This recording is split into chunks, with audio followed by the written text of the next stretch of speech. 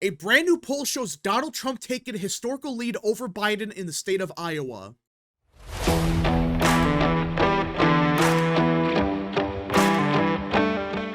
What is up, people of the internet? It is me, Real American, back in with a new video, and today it is time to talk about the 2024 presidential election because everyone... The state of Iowa is now a Republican state. Obviously, this isn't a hot take, this isn't a cope, it's a fact. Trump is going to win Iowa by a lot, but a brand new poll was released by undoubtedly one of the best pollsters around, and it shows Trump not just winning by, a lot. It shows Trump winning by numbers we haven't seen in decades. Now, before we continue with today's video, I hope you enjoy these type of videos. If you do, smash the like button down below, subscribe, share with your friends, hit that little bell, follow the social media accounts in the description down below, and of course, join the channel today. Again, folks, all support is greatly appreciated, and yeah. Now, let us get into it. 2 weeks after he was convicted in a New York courtroom of multiple felony counts, former Republican President Donald Trump still holds a double-digit lead over Democrat incumbent Joe Biden in Iowa. A new Des Moines Register/Mediacom Iowa poll shows Trump leads Biden 50% to 32% among likely voters. Yeah, he is winning Iowa by 18 points. And just for some historical context, because this is significant, because look at this. The last couple of elections, yeah, Trump won it by, 8 to 9 points. Obama won it by, 5 to 9 points. It was close in 2004, 2000. But the last time any presidential candidate, not just Republican or Democrat, has won Iowa by as much as Trump is winning it by, you have to go back to Richard Nixon in 1972. Yeah. When Nixon won in a historical landslide, he won Iowa by 17 points. Right now, Trump is winning Iowa by just over 18 percentage points. Hell, Bill Clinton won it by only 11. Obama in 2008 won it by 9. So, this is historical. This isn't just a small lead. This is one of the largest leads we have ever seen in Iowa, especially in the last 50 years. Robert F. Kennedy Jr., who says he's qualified for Iowa's presidential ballot, earns 9%. Another 2% of likely Iowa voters pick Libertarian presidential candidate Chase Oliver, 3% say they would vote for someone else, 1% would not vote, and 3% are not sure. So in other words, there's a lot of people in Iowa voting for someone like RFK. They're undecided, whatever. But even with that, Trump's at 50%. Compare that to 2020. Trump got 53% of the vote, while Biden got 44%. And yes, Trump lost around 3% of his vote, but he's still above 50%, and that's with RFK, Chase Oliver, and others on the ballot. Biden, he's at 32%. That's a 13-point drop-off in 4 years. That's why this is significant. It shows that, yeah, Trump lost a little bit, but with someone like RFK on the ballot, and even with some undecideds, Trump is still at that 50% threshold. It's Biden who lost all of his support. It's not like, both candidates lost 20% of the vote compared to 2020. Trump is still at 50%. In other words, theoretically, this lead he has over Biden should hold. It may not be an 18-point victory, but do you really think Biden is going to magically make up an 18-point deficit in, 5 months? That's not going to happen. And for those that are saying, well, this poll was potentially taken before the conviction, this poll was conducted 2 weeks after the fact. The very first thing they said was, yeah, this is 2 weeks after the conviction, and Trump has an 18-point lead. So theoretically, this should have been his worst possible poll in Iowa. And this isn't just an ordinary pollster. This is Ann Seltzer, one of the best pollsters in America. Easily, top 5. She knows what she's doing, especially in Iowa. And the fact she shows Trump with an 18-point lead is significant. It's not just some random pollster that no one's ever heard of. This is the gold standard in Iowa, and you could argue possibly everywhere. She is a very good pollster, and right now, She has Trump winning by 18 points. And just look at this. There's plenty of undecideds. There's plenty of people voting for someone else. So theoretically, Trump's vote share should only go up. And yes, Biden's will as well. But I really believe that no matter what happens, Biden can win the majority of these undecideds and still lose Iowa in a historical fashion. All right? I really believe we're at that point now where he's going to do so bad that we are going to see Trump winning Iowa by the largest margin we have seen by any presidential candidate in, 50 years? They also come just weeks after Trump was found guilty on 34 felony counts, and proves my point that this is after the fact. Trump has 50% of the vote, an 18-point lead in Iowa. That's a 10-point shift in just 4 years. But the horse race numbers are largely unchanged from a February Iowa poll where Trump led Biden 48% to 33% among likely voters. Another 50% said they would vote for someone else. So even compared to the same poll back in February, Trump's number has actually improved. He went from 48% to 50%, while Biden went down 1 point.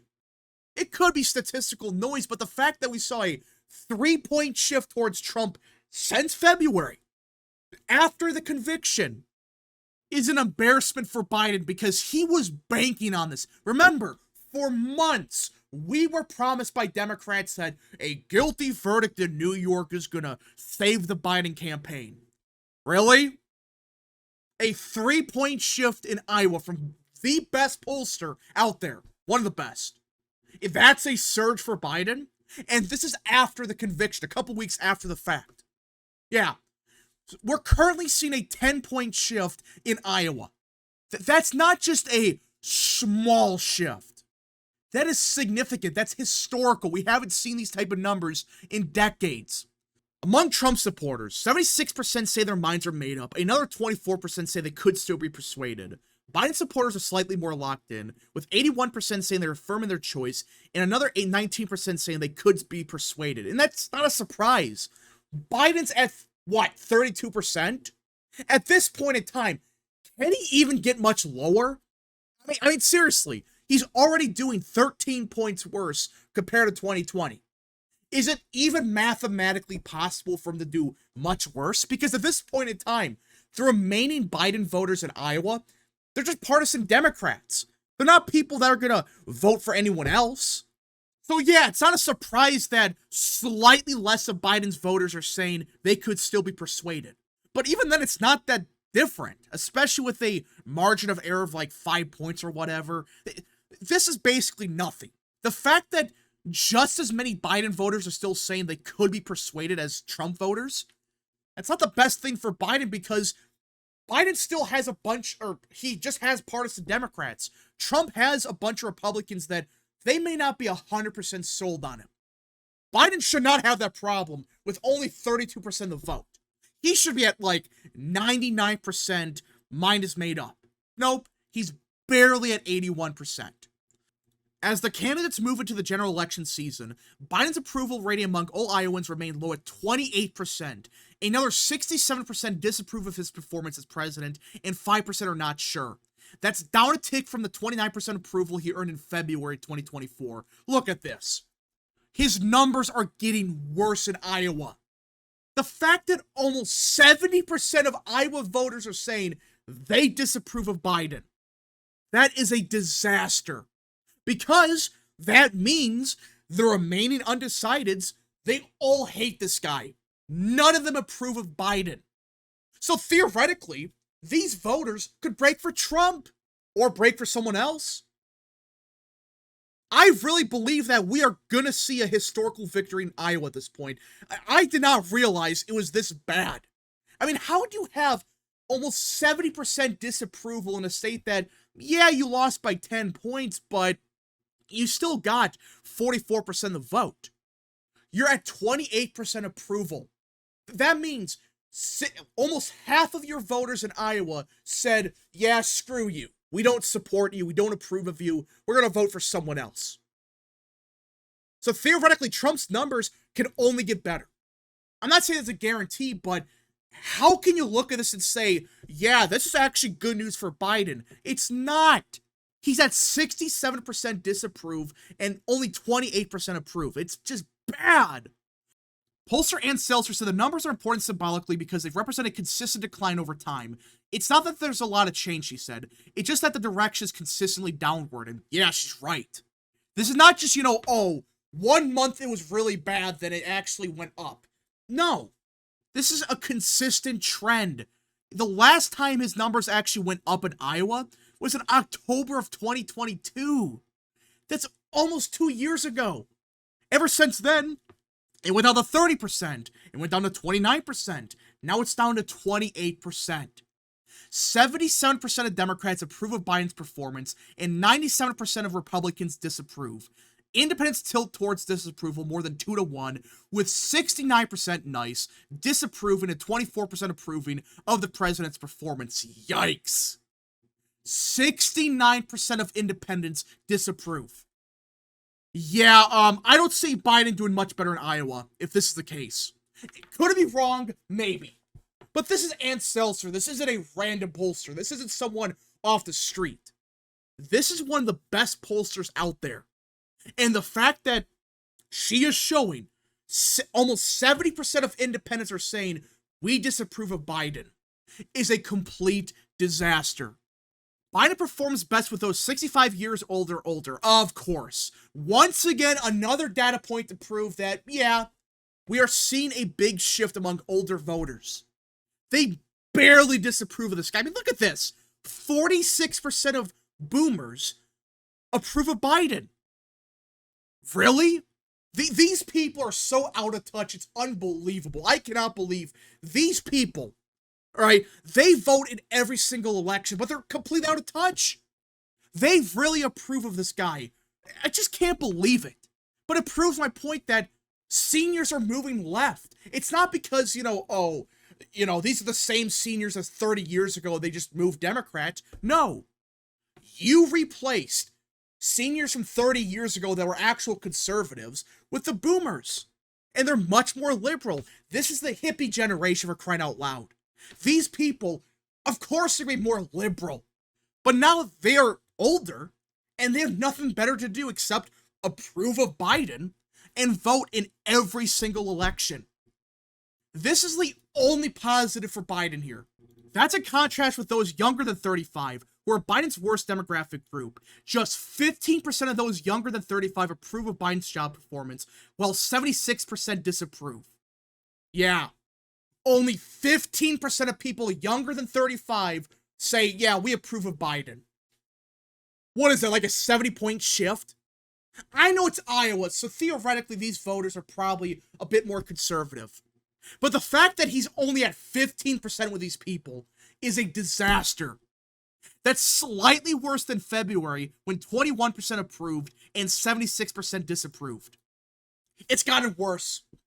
His numbers with these people have gotten worse. Not, improved. Nope. The complete opposite. I didn't realize it was this bad.